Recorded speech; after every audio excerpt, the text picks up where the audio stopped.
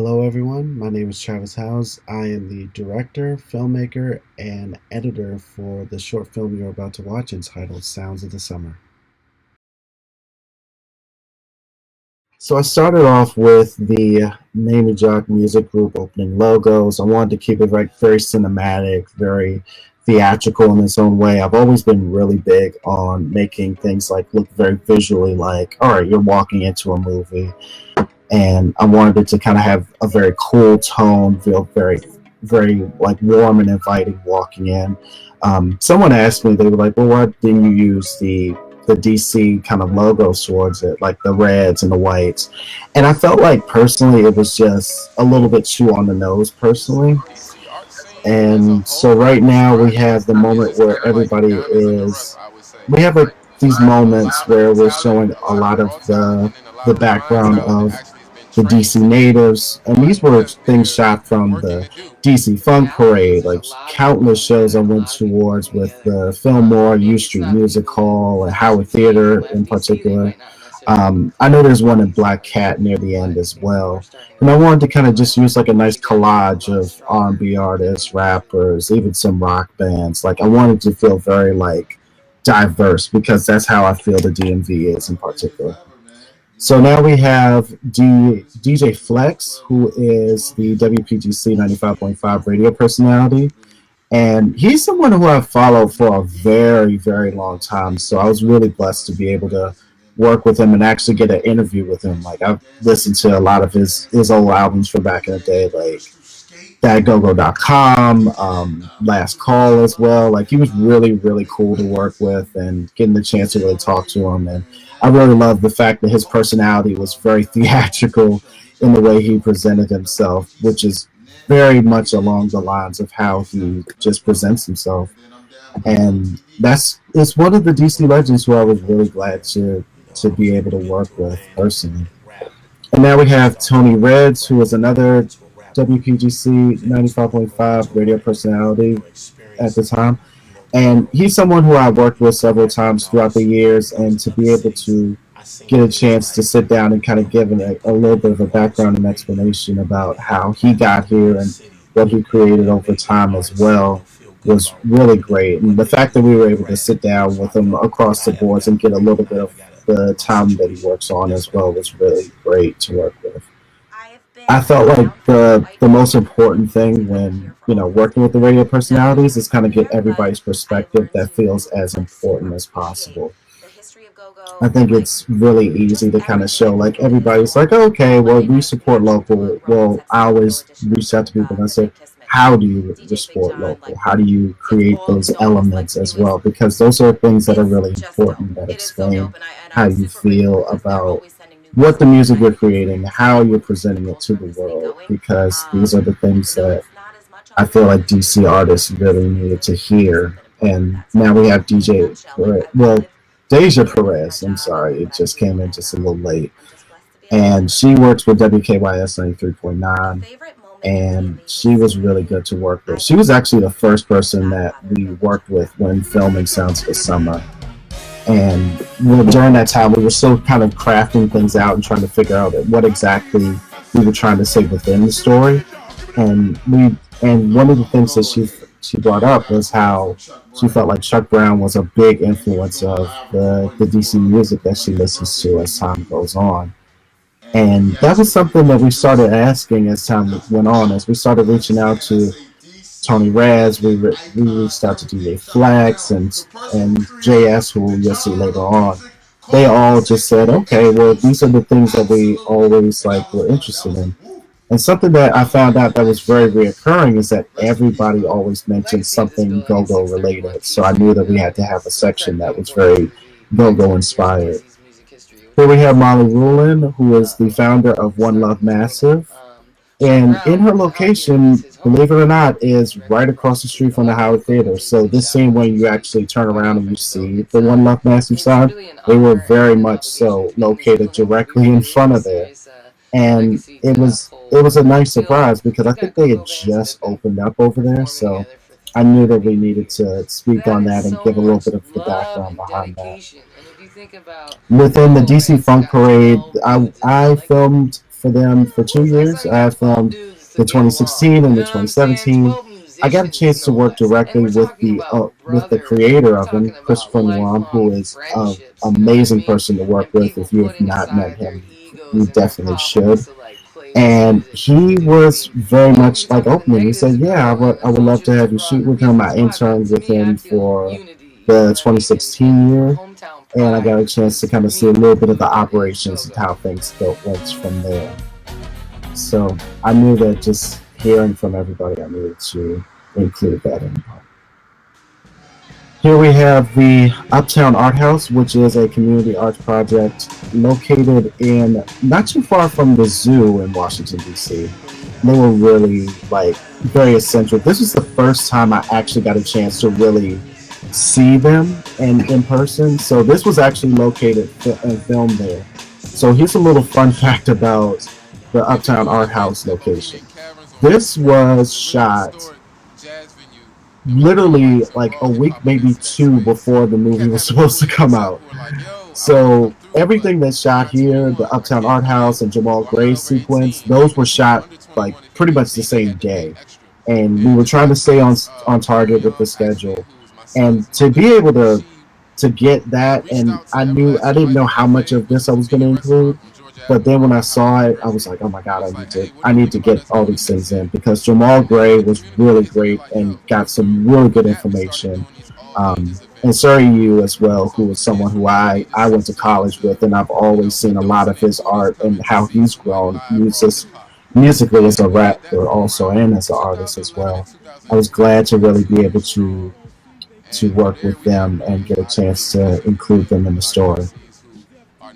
And in this part here, we have the Everlasting Life Cafe. This is actually where I got my introduction into making art. So I started following here. This was in 2010, I believe, and I always loved the scene. It was something I had never really been to before because I knew there were some people I met. I actually met so many different artists there. I met Michi Correct there, Devin White, Avion Dramidia. Aviana Dramidia, please forgive me if I forgot his name. Bless his heart.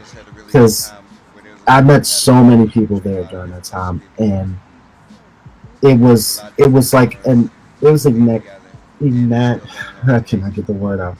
It was just surreal because I felt like that was the moment that I realized independent artists are they have such talent, and being able to be in a scene where you can actually see the artists come in and create and have their will to do that. I always love that. So then we go back to One Love Massive and get a little bit of the background behind them. They are very big on helping supporting artists as well. Even in the location that we filmed in, this was their podcast room where we shot at, and right above that on in the same building, they had a location where a lot of go-go bands would come in there and perform. So a lot of times they would live stream, like during a streaming period. And I always loved seeing that. So in this room right here in particular, you'll see like a lot of like their live stream shows at. And right underneath, when you first walk in, they had like a small little One Love Massive store. And I was glad to really be able to work with them. Just Paul, who is a recording artist, I knew him from a few other shows as well, and it just so happened to be that he was on location when we filmed it, and I said, yeah, you want to be a part of it? Absolutely. And he had a lot of good footage. He had a really good amount of it. Looking back on some of the conversations that I had with some of the artists, I almost kind of want to do like small vignettes as time goes on because I feel like there were a lot of pieces that didn't make the cut that I feel like they can really get some good information.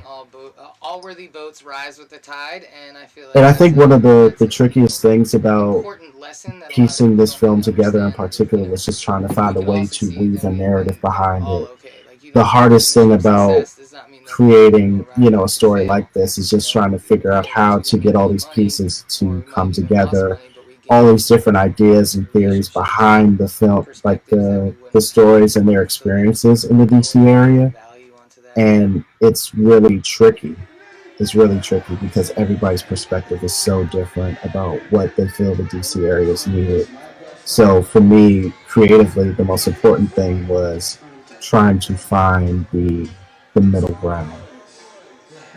This is Cafe Asia. This is a location that was filmed what we filmed in not too long It's before like when we everybody was finished saying that the shooting, DMV and was I like the wanted to next use big that market time place to where people trying to explain a make lot money, more that's about when you saw people with their hands out, or the people who DMV saw scene and how it's changed opportunity. So significantly. those people were the During this time, we opportunists. started seeing like an And from there, it was like influx a whole of a lot of industry of younger people trying to get artists, into like the work that they was early doing. to mid So you 20s, had a lot starting to of come younger out, people and they who were really would crafting a lot of get different in unique between like the venues and the interesting artists. designs. What I Because find up to missing one is the point, they were education doing a lot of process. like Because I rap feel like we music, have a lot of and artists then there would here be like the that are very hybrid of talented go-go and artists, rap.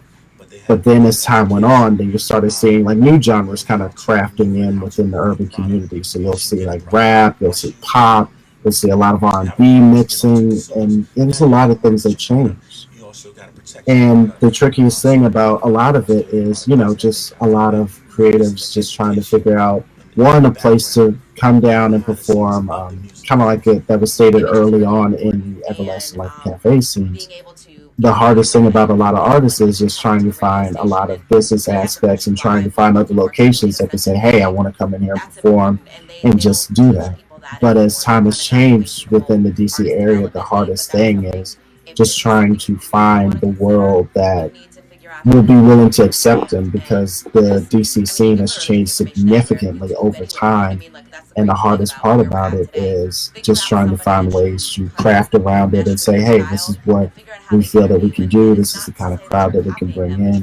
you're taking And I feel like inspiration from as how they carry it's themselves, how definitely they answer significantly things, how they answer changed difficult since questions when it's stuff when they I don't want was to talk first about. starting, All these because kinds of things that'll help in you the be a early more versatile 2010s, we would artist. change. A lot of things would happen really well, but as as years go on and restaurants and venues change and lock down, then you don't see them as much.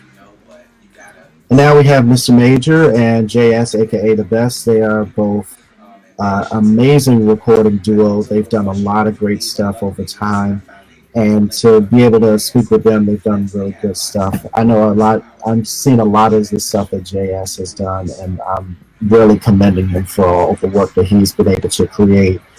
And I hope that I would love to work with him again, because when I listened to a lot of his streams, I was like, oh my god, like the music is like amazing.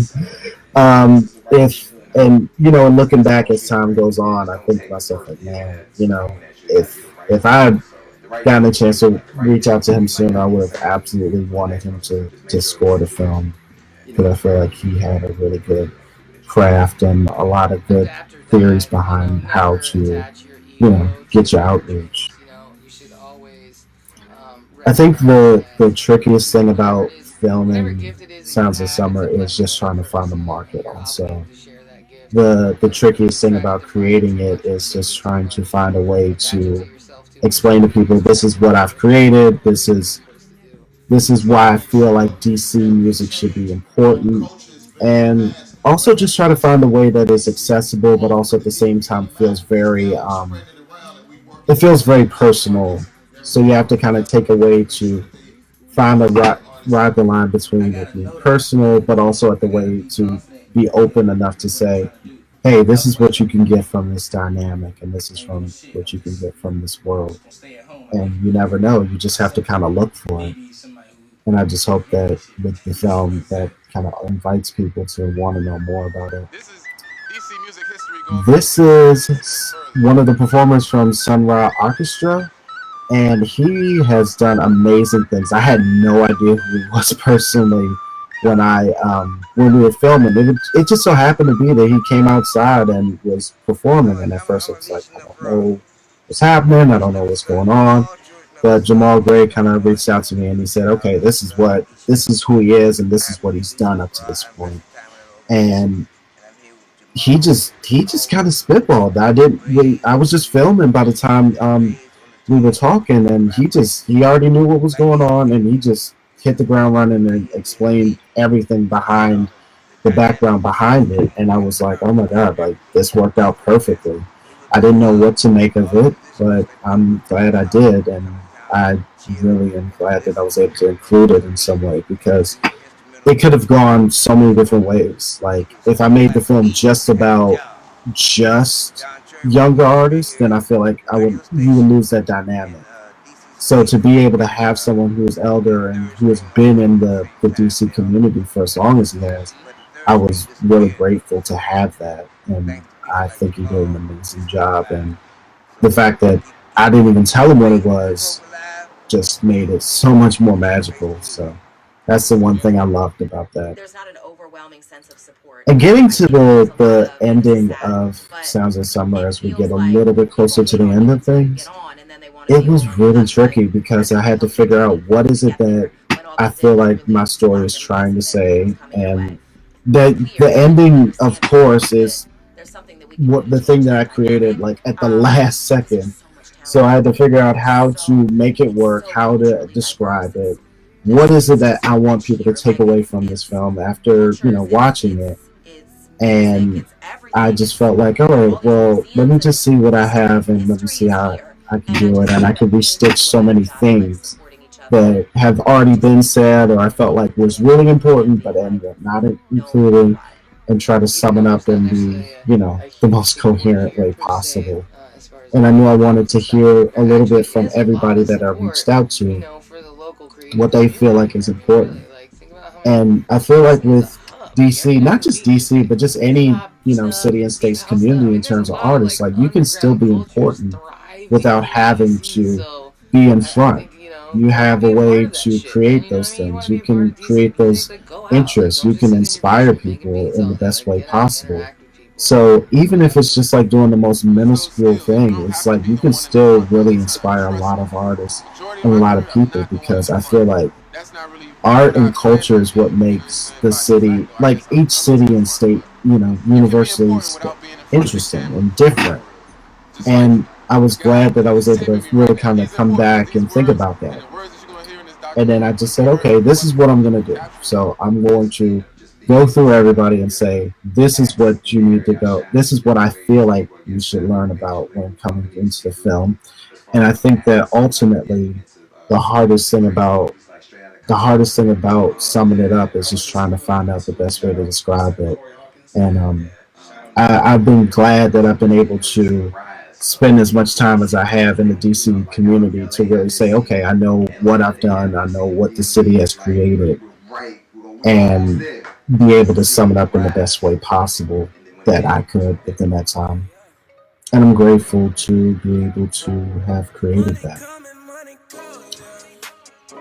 There are definitely times when I look back on this and I said, "Oh, I should have made so much more. I wish I had more time to kind of sum up everything."